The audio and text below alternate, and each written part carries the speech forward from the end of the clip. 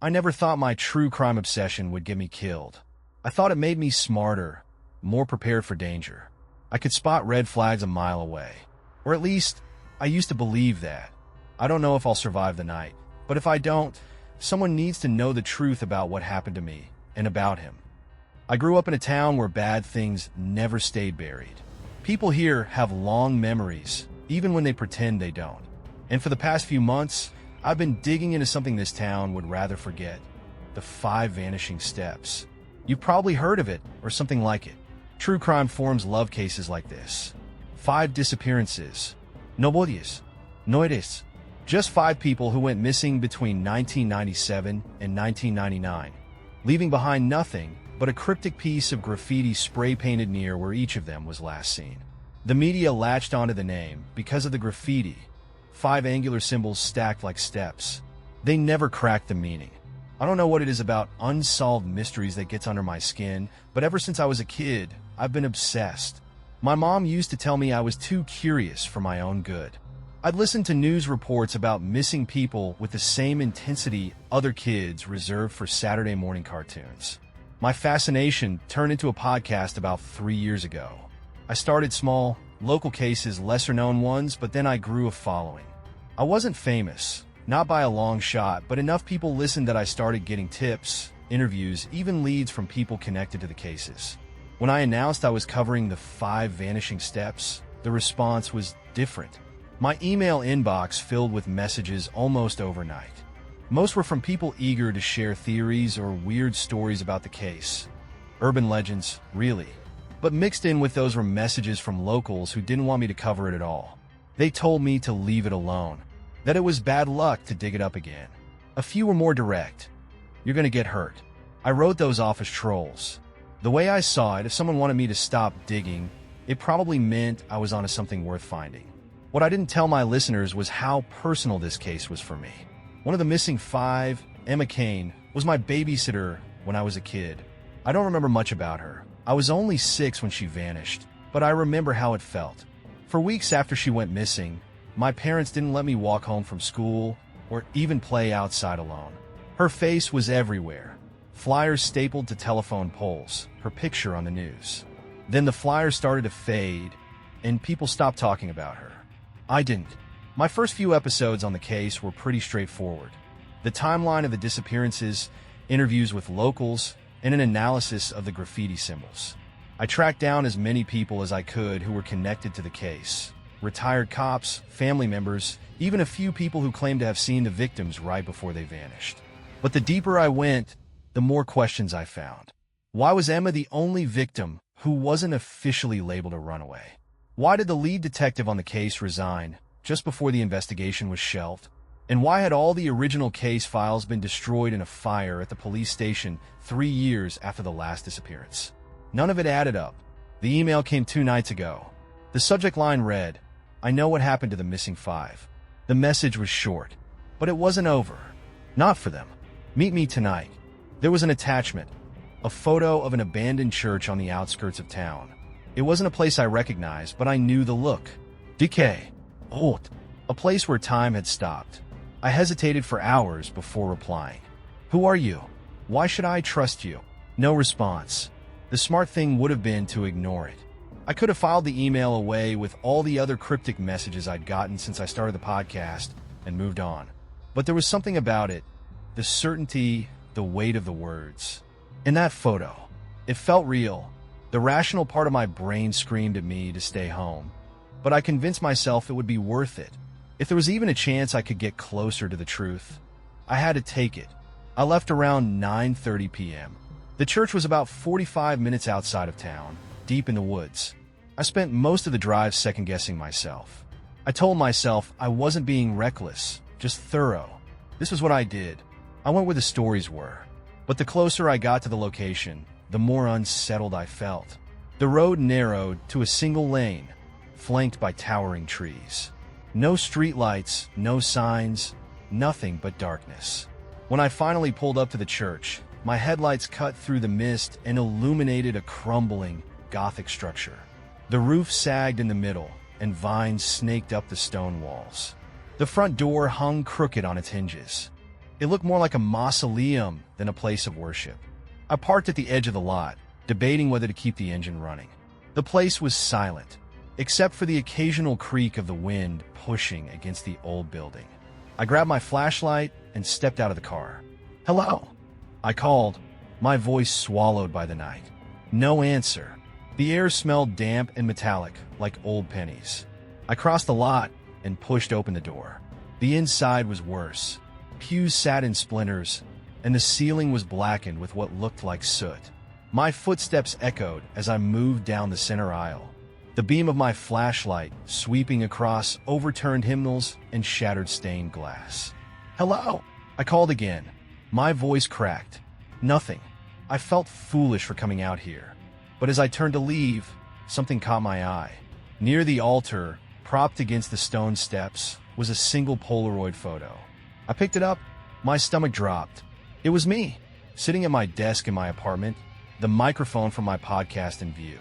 My laptop was open, and I was scrolling through files I'd been reviewing that very afternoon. Someone had taken this photo of me today. My hands shook as I flipped the photo over. Scrawled on the back in thick black marker were 4 words. "Do you believe in ghosts?" When I got back to my apartment that night, I locked the door behind me and stood there frozen for what felt like an hour. The Polaroid was still clutched in my hand, the edges crumpling under the pressure of my grip. My brain was on fire, racing through every possibility. Someone had been in my apartment. Someone had been watching me. But why? I tried to convince myself it was just a scare tactic. Maybe one of the trolls who emailed me had decided to take things a step further. Maybe they wanted to frighten me into abandoning the case. That explanation made sense, right? It had to. And yet, I couldn't shake the feeling I'd seen something in the church. Right before I found the photo, I could have sworn I saw a shadow move out of the corner of my eye. But when I turned, there was nothing there. Or no one, I told myself. No one was there. I dropped the Polaroid on my desk and tried to get some sleep, but it didn't come. Every creak of the floorboards, every rustle of wind outside made my heart jump. By the time the sun rose, I'd already decided what I had to do. I wasn't stopping. If anything, I was more determined now. The next day, I buried myself in the research. The 5 victims, Emma Kane, Jason Morrissey, Alyssa Holt, Reuben Leary, and Dana Shepard, were all between 17 and 22 when they disappeared. At first, the police treated the cases as runaways. But when Reuben vanished in December of '98, the narrative started to shift. He'd been last seen leaving work at a gas station on the edge of town. His co-workers said he was in good spirits, talking about Christmas plans with his family. He never made it home.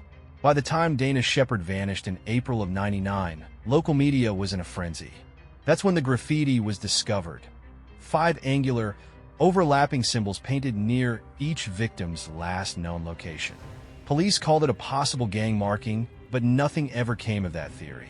What really caught my attention, though, was a name that kept popping up in the early investigation: Detective Marcus Holler. He'd been the lead investigator for the first 3 disappearances, but he abruptly resigned just 2 months after Dana went missing. No explicación. That was strange enough, but then I found something even weirder. In the police reports, Holler's final note on the case stood out. "The pattern is incomplete. We were wrong about the 5. What did he mean by that? I knew I had to track him down. That evening, as I prepped for my next episode, I heard it for the first time. Knocking. It was faint, almost imperceptible, but I froze at my desk. My apartment was on the 3rd floor, with no trees or balconies nearby. No logical explanation for what I was hearing. The knocks came in pairs, like the slow rhythm of a heartbeat. Knock, knock. Pause. Knock, knock. I went to the window, expecting to find nothing, but I saw movement. Down on the street, beneath the flickering glow of a lamppost, someone was standing there. They were too far away for me to make out any features, but the way they were angled, it wasn't normal. They weren't facing the building or even the street. They were just standing, tilting their head back and forth, like they were looking at the stars. I slammed the curtains shut and locked myself in my bedroom. Over the next few days, I felt like I was losing my mind. More emails started coming. One of them said, "You're in over your head. Stop now." Another included a photo of the graffiti symbols, with the words, "The sixth step completes it," scrawled underneath. The Polaroid, the knocking, the emails, it was too much. But still, I couldn't stop. I needed answers. The breakthrough came when I tracked down Ruben Leary's younger brother, Jamie. He was reluctant to talk at first, but after I explained what I was doing, he agreed to meet me. Jamie had been only 12 when Ruben disappeared, but he remembered a lot. He told me Ruben had become distant in the months leading up to his disappearance, spending late nights out and coming home with cryptic, hand-drawn symbols stuffed in his jacket pockets. Then Jamie dropped the bombshell. "I found his journal after he disappeared," he said, fidgeting with the zipper on his hoodie. "I still have it, but I'm not sure I should give it to you. My mom would freak if she knew I kept it." I assured him it might help me uncover what happened to Ruben. After a long pause, he handed it over. The journal was chilling. Ruben had been part of some kind of group. He didn't name names, but he wrote about meeting in secret, the circle, he called it, and following someone referred to only as the guide. They were obsessed with the symbols. One entry stood out. "The fifth step is the beginning. The guide says the sixth step will open the way. It's almost time. I can feel it." Another entry was even more cryptic. "We made the offering tonight. I didn't want to, but the guide said it had to be done. She said we'll understand when the sixth step is complete." That night, I felt the same unease I'd felt since the church, like I was being watched. I tried to tell myself it was in my head, that paranoia was a side effect of working on cases like this. But then my phone buzzed. Another email. This one was different. "Keep going. You're closer than you think. But you're not safe anymore." My chest tightened as I read it over and over. I started hearing the knocking again. This time it was louder, closer. And when I checked the window, the figure under the lamppost was back. Only now, they weren't alone. There were two of them. I sat in my apartment, staring at Ruben's journal. The words swam on the page as if they were alive, taking up more space in my head than I could handle. "The fifth step is the beginning. The guide says the sixth step will open the way." I didn't know what it meant, but I couldn't stop thinking about it. I flipped back to Ruben's sketches of the symbols. 5 jagged, angular shapes stacked in a way that vaguely resembled a staircase. The police had always treated the graffiti as a gang marking or an artistic tag, but I knew better now. It wasn't art. It wasn't random. It was a pattern, but it wasn't complete. The graffiti didn't explain the sixth step. The final piece of the puzzle was missing. Detective Marcus Holler was hard to find. It took a week of combing through old newspaper clippings, public records, and a few carefully worded emails to a retired police union rep to figure out where he was. He'd moved to a house on the edge of the county, miles away from anything resembling civilization. When I finally reached him, his tone was cold. "I'm done talking about the case," he said, cutting me off before I could finish explaining who I was. "The 5 vanishing steps is in the past. You should leave it there." I pressed harder, mentioning Ruben's journal, the Polaroid, and the emails. There was a long silence on the other end of the line. "Meet me tomorrow," he said finally. "Come after dark." Holler's house was exactly what I expected. Small, run down, and isolated. The roof sagged under years of neglect, and the only light came from the faint glow of a bulb in the front window. He opened the door before I knocked. Holler was in his 60s, with a face that looked like it had been carved from stone. Deep lines etched his forehead, and his pale blue eyes were sharp and alert. "You shouldn't have come here," he muttered, ushering me inside. His living room was a mess. Stacks of yellowing papers, old coffee mugs, and a corkboard covered with faded photos dominated the space. The photos caught my eye immediately. I recognized the faces. The 5 victims. "I thought you didn't want to talk about the case," I said, motioning to the board. Holler snorted and gestured for me to sit. "I don't," but I never stopped thinking about it. I didn't even have to ask my first question. "I dove raitin?" "The official story is bullshit," Holler said, lighting a cigarette with a shaky hand. "Those kids didn't just disappear. They weren't taken randomly. And they weren't just runaways either." "What do you mean?" Holler leaned forward, his voice dropping to a near whisper. "It was a ritual, some kind of initiation, or worse. Those symbols? They weren't graffiti. They were markers. A countdown. A countdown to what?" He took a long drag on his cigarette and exhaled slowly. "To the sixth step." The words made my skin crawl. Holler continued, his voice grim. We found something at one of the crime scenes. Something we buried in the report. He paused, looking me dead in the eye. A body. I felt the air leave my lungs. A body? I thought. Yeah, that's what everyone thought, Holler interrupted. No one ever came forward. No one ever asked. But it wasn't one of the five. This was someone else entirely. Someone older. Male. And the way we found him. Holler's voice cracked. He rubbed his temples, shaking his head as if trying to push the memory away. He was posed, kneeling, hands clasped like he was praying. But his face, he trailed off, staring at a spot on the floor. What about his face? It was gone, like it had been ripped off. But the thing is, he leaned closer, lowering his voice even more. It wasn't just violence. It was deliberate, ritualistic. He wasn't a victim of a murder. He was part of something. He wanted to be there. I sat back, my heart pounding. Everything was spiraling into something I couldn't rationalize. I thought I was investigating disappearances, but Holler was describing something darker. Why didn't this come out? I asked. Do you think anyone wanted to hear about cult shit in some dying town? Do you think anyone wanted to dig deeper and risk finding more bodies? The department buried it, and me with it. So why did you resign? He stared at me for a long moment. Because I started seeing things, hearing things. I don't know how to explain it, but I knew I wasn't safe. I'm not sure you are either. Before I could press him, there was a sound outside. A loud crash. Holler jumped to his feet, cursing. Stay here, he barked, grabbing a flashlight and heading toward the back door. I didn't listen. I followed him, my pulse racing. The back door was hanging open, swinging in the wind. The yard beyond was pitch black, and the only sound was the soft crunch of Holler's boots as he stepped outside. Then the light from his flashlight went out. Get back in the house, Holler shouted, his voice trembling. What's out there? I yelled back. There was another crash, closer this time, and then something moved in the darkness. Go! Holler screamed, spinning around. His face was pale, his eyes wide with terror. Get out of here! Don't trust your audience. What? I froze. Don't trust your audience. I didn't wait to find out what he meant. I ran. By the time I reached my car, I was shaking so badly I could barely get the key in the ignition.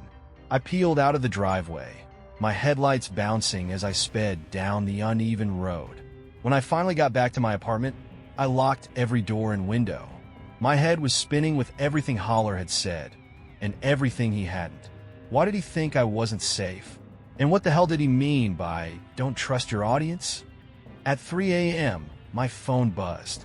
It was another email from the anonymous sender. This time, there was no text, just a video file. My stomach dropped as I clicked play.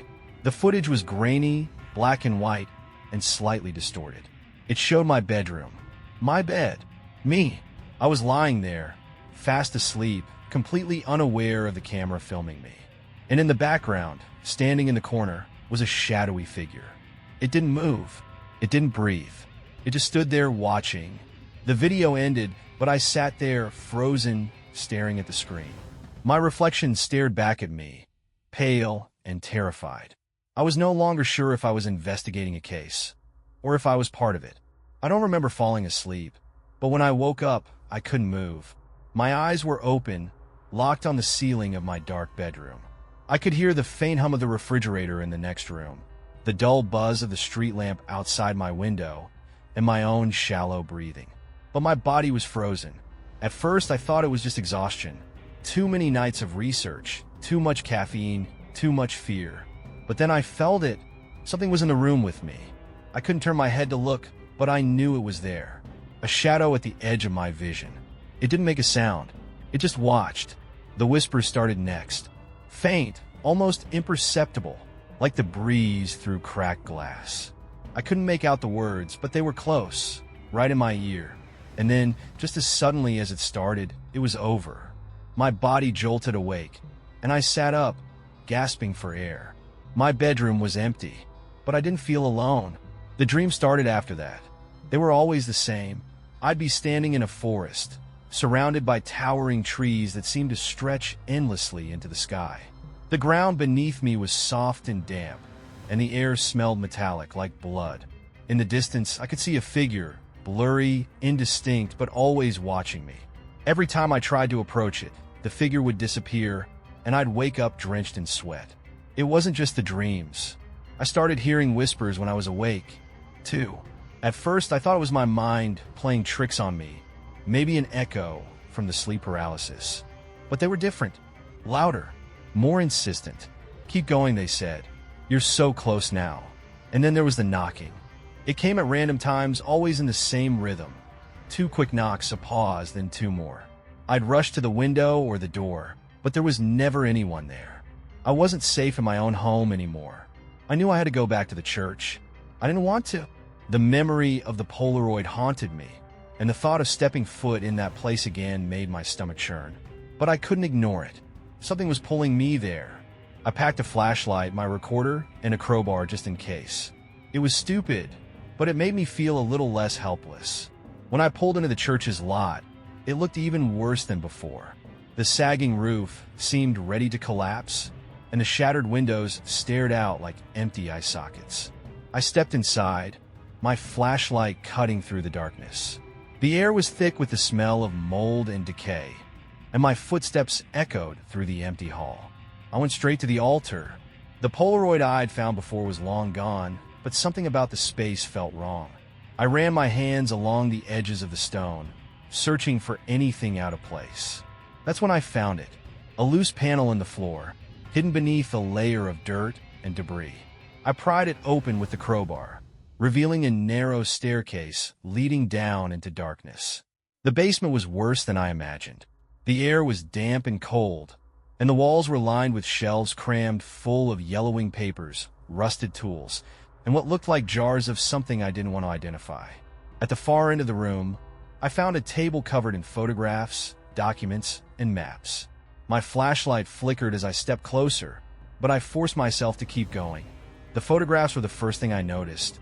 They were the victims: Emma, Jason, Alyssa, Ruben, and Dana. But these weren't the photos from the missing person posters. These were taken after they disappeared. In one, Jason was sitting on the floor of what looked like a basement, staring blankly at the camera. In another, Alyssa was standing in a circle of candles, her face partially obscured by shadows. My stomach turned as I flipped through the images. Each victim looked more distant, more hollow, as if the life had been drained from them. And then I found the map.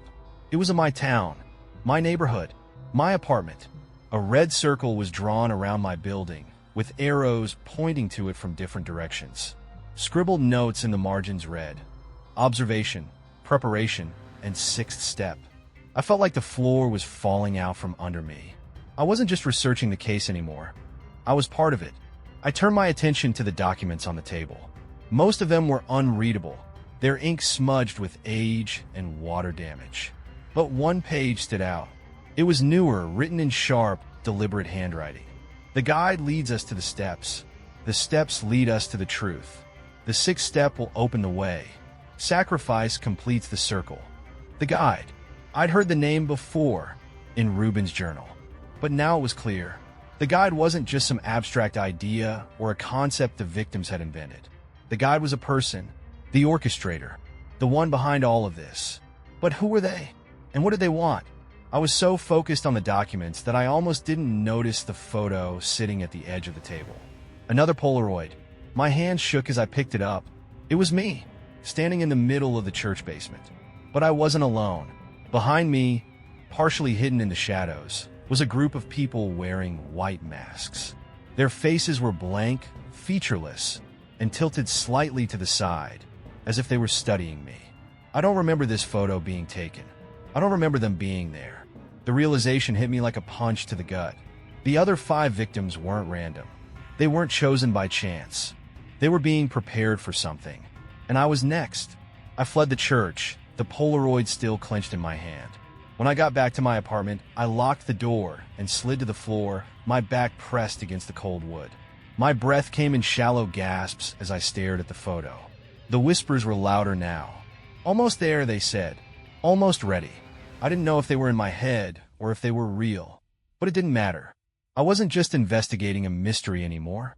I was living it, and the guide was waiting. I couldn't sleep anymore. I couldn't think straight. After finding that Polaroid in the church basement, everything felt wrong. My apartment, my town, even my own reflection in the mirror. It was as if something had shifted, as if I'd crossed a line I could never step back over. I tried to tell myself I was still in control, that none of this was real. The Polaroids, the dreams, the whispers, they had to be a prank, an elaborate hoax by some deranged listener trying to scare me off the case. That's what I told myself. But deep down, I knew better. The truth had become impossible to ignore. I was the sixth step. I sat at my desk, microphone in front of me, staring at the blinking red light. I'd started this podcast because I wanted to tell stories that mattered, to shed light on the cases everyone else had forgotten. But now, I was the story. I hit record, my voice trembling as I spoke. There are things you shouldn't dig up. I thought I was helping by looking into the 5 vanishing steps. I thought I was uncovering the truth. But I was wrong. If you're listening to this, stop. Stop the episode. Stop following this case. Don't let it get into your head. Don't let it find you too. I paused, running a hand through my hair, struggling to keep my voice steady. This is my last episode. I'm leaving town, deleting the podcast. I don't know if it will be enough, but I can't stay here anymore. I was wrong to go looking. Some things are better left buried. I ended the recording, uploaded it, and closed my laptop. I wasn't lying. I was leaving. I threw some clothes into a duffel bag, grabbed my car keys, and headed for the door. I didn't have a plan, just a vague idea of driving as far away as I could get. But when I reached for the doorknob, I froze. The door was unlocked. I was sure I'd locked it. I always did. I took a step back, my heart pounding, and that's when I saw it. The envelope. It was sitting on the floor, just inside the doorway. My name was written on the front in thick, black marker. I didn't want to open it.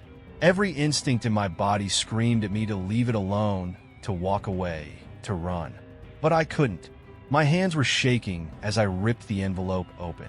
Inside was another Polaroid. This one was worse. It was me standing in the church basement. But this time, I wasn't alone. The masked figures were back, standing in a perfect circle around me. And I was smiling. Not a forced or frightened smile, an eager one. Like I wanted to be there. My legs gave out, and I collapsed onto the floor, clutching the photo in my hands. This wasn't real. It couldn't be real. I didn't remember this. I tried to call for help. My hands fumbled with my phone, but when I pressed the screen, it didn't respond. No matter how hard I tapped, it stayed frozen, the glowing display mocking me with its uselessness. Then I heard it. Voices. At first, they were faint, muffled, like whispers behind a closed door. But they grew louder, more distinct. They were coming from inside the apartment. My breath caught as I turned toward the hallway. The shadows seemed to move, to stretch and twist, as if they were alive. "Who's there?" I called, my voice shaking. No answer, just the voices growing louder, closer. I grabbed the crowbar from beside my desk and edged toward the door. My knuckles were white as I gripped the handle, ready to swing at anything that moved. But when I reached the hallway, it was empty. The voices were still there, though. They weren't coming from a person. They were coming from everywhere. I couldn't stay in the apartment. I ran, tearing down the stairs and out into the night. The cold air hit me like a slap, and for a moment, I thought I was free. But then I heard the footsteps. They were behind me, echoing off the empty streets. No matter how fast I ran, they stayed close, perfectly in rhythm with mine. I didn't look back. The whispers were in my head now, looping over and over. Almost there. Almost ready. I don't know how long I ran, but when I stopped, I was in the woods. The same woods from my dreams. The ground was soft and damp beneath my feet, and the trees stretched endlessly into the sky. The air smelled metallic, like blood. I turned in circles, my flashlight flickering as I tried to get my bearings. I was lost, completely and utterly lost. But then I saw it. The church. It stood in the distance, its crumbling walls and sagging roof illuminated by the pale glow of the moon. I don't know how I got there. I don't know how it was even possible. I didn't want to go inside, but my legs moved on their own. The door was already open, waiting for me. The basement was exactly as I'd left it. The photographs, the documents, the map with my apartment circled, they were all still there. But this time there was something new. A circle of candles surrounded the table, their flames flickering despite the stillness of the air. And in the center of the table was another Polaroid. My hands trembled as I picked it up. It was blank. For a moment, I felt relief. But then the image started to appear, slowly fading into view. It was me, kneeling on the floor of the basement, my hands clasped like I was praying. My face was turned toward the camera, but it wasn't my face. It was someone else's. Someone wearing a white mask. The whispers were deafening now, overlapping in a cacophony of voices I couldn't understand. I turned to run, but the stairs were gone. The walls stretched endlessly in every direction, the basement expanding into an infinite maze of shadows. The last thing I remember is falling to my knees as the light from my flashlight faded. Weeks later, a new episode appeared on my podcast feed. The title was simple, The Sixth Step. I didn't record it. The voice was calm, measured, and unfamiliar. I am the guide, it said. And now we start again. Thanks for watching. If you like the story, click like, subscribe to the channel, and write an idea for the next story in the comments.